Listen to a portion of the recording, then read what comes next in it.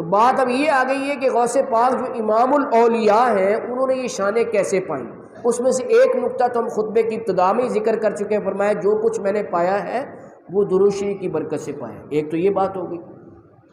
دوسری بات ابھی یہ ہو گئی کہ میں نے جو کچھ پایا ہے سنت رسول صلی اللہ علیہ وسلم پہ عمل کر کے پایا ہے، یہ دوسری بات ہو گئی. تیسری بات ہے کثرت نوافل، کہ نفل انہوں نے بڑی کثرت سے پڑھے.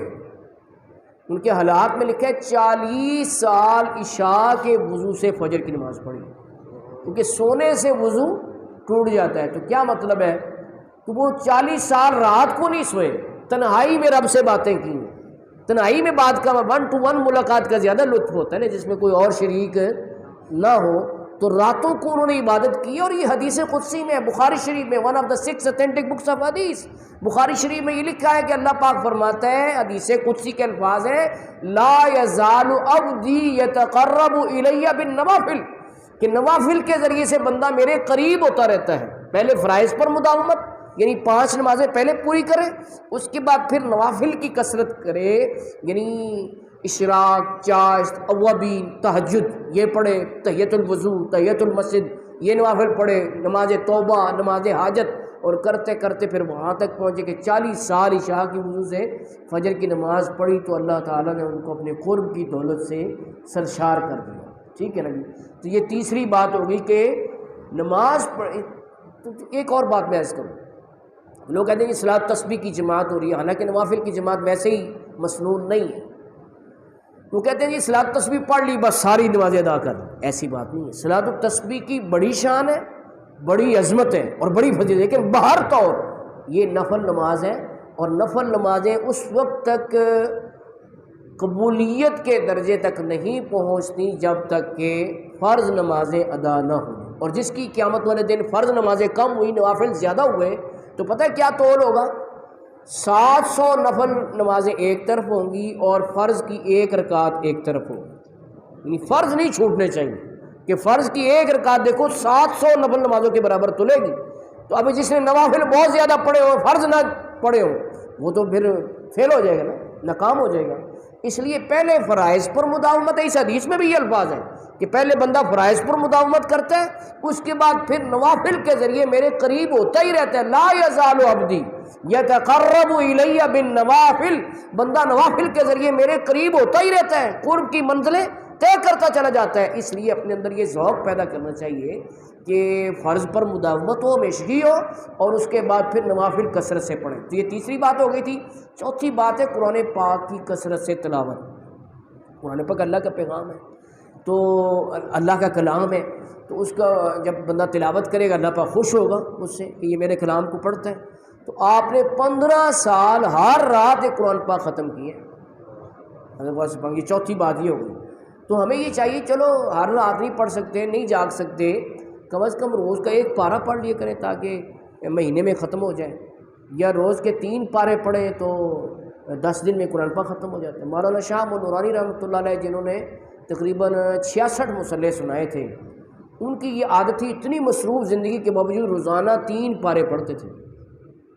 بڑے مصروف تھے، کبھی کراچی، کبھی لاہور، کبھی پشاور، اتنا سفر ہے، لیکن اس کے باوجود انہوں نے زندگی بھر یہ معمول نہیں چھوڑا کہ روزانہ 3 پارے تلاوت کرتے تھے، سفر میں ہو یا گھر میں ہو.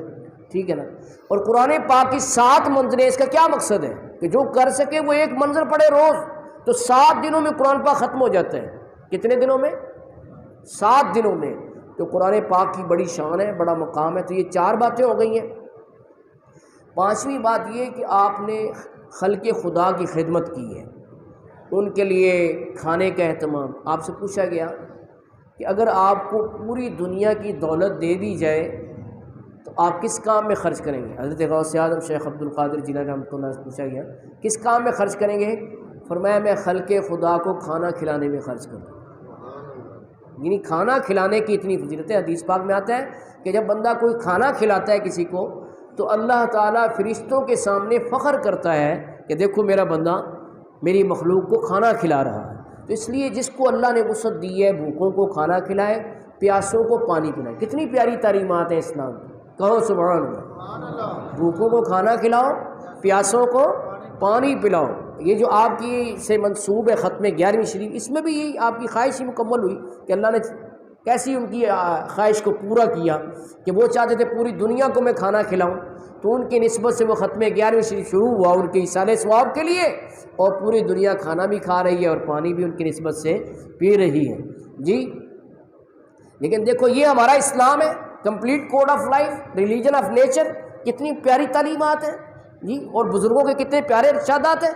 اور دوسری طرف ان اسرائیلیوں کو دیکھو، یہودیوں کو دیکھو، غزہ والوں کا پانی بھی بند کیا ہوا ہے، کھانا بھی بند کیا ہوا ہے، اور مقصد ان کا یہ کہ ویسے ہی بھوک سے مر جائیں۔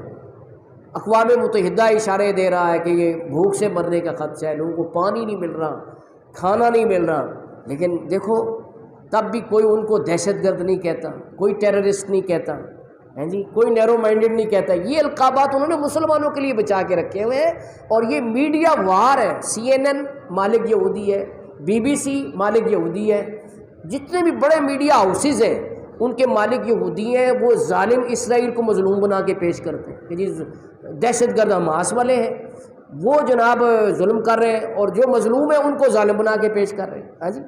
تو اللہ تبارک و تعالیٰ ان مجاہدین کی مدد فرمائے، اور اہل غزہ کی مدد کرنے کی مسلم حکمرانوں کو توفیق عطا فرمائے کہ کم از کم یہ تو دنیا کے سامنے کہیں کہ کیوں بھوک سے مار رہے ہو، کیوں پیاس سے مارے۔ ہمارے غوث پاک جو کہتے تھے کہ مجھے اگر دنیا کی دولت مل جائے تو ساری دولت میں حبیب کے تمام مسلمانوں کا مطالبہ ہے کہ غزہ کا معاشرہ ختم کیا جائے، اسرائیلی کو ظلم و استبداد سے روکا جائے۔ اب ذرا نعرہ بلند کرے فلسطین زندہ باد، مسجد اقصی زندہ باد، اول زندہ باد، پانچ مجاہدین زندہ باد، غزہ کے مسلمان زندہ باد۔ یا اللہ فلسطین کو آزادی عطا فرما، اسرائیل کو تباہ و برباد فرما، ظالموں کو یا اللہ تحس نحس فرما۔